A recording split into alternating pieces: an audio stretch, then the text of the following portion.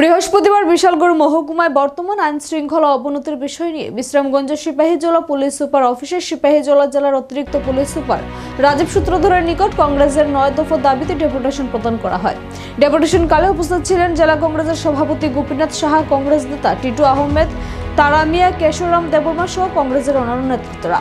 প্রথমে মিছিল করে জেলা পুলিশ সুপারের অফিসে এসে জেলা পুলিশ সুপারের নিকট ডেপুটেশন দিতে গেলে জেলা পুলিশ সুপার বিজয় দেববর্মা না থাকায় তার দাবি শুনে তুলে দেন অতিরিক্ত জেলা পুলিশ সুপার রাজীব সূত্রধরের নিকট।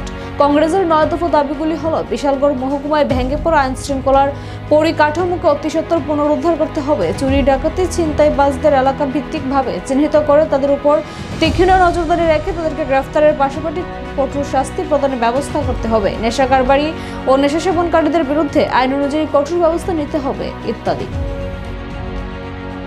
আজকে আমরা বিশালগড় জেলা কংগ্রেসের উদ্যোগে বর্তমান পরিস্থিতিতে বিশালগড় মহকুমার যে আইন শৃঙ্খলার যে অবনতি, একদিকে চুরি ছিনতাইয়ের ঘটনা, আরেকদিকে নেশা কারবারিদের রমরমা,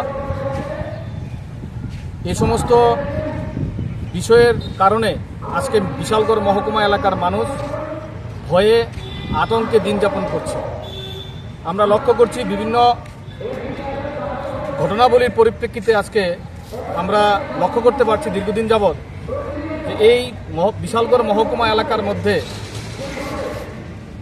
পুলিশি ব্যবস্থাপনা মানে আইনের শাসন পুরোই ভেঙে পড়েছে, যেটা আমরা আশা করি নাই, রাজ্যের মানুষ আশা করে না।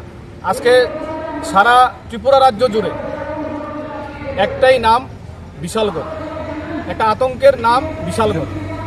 সুতরাং আমরা এই পরিস্থিতিতে আমরা ভারতীয় জাতীয় কংগ্রেস ঘরে বসে থাকতে পারি না।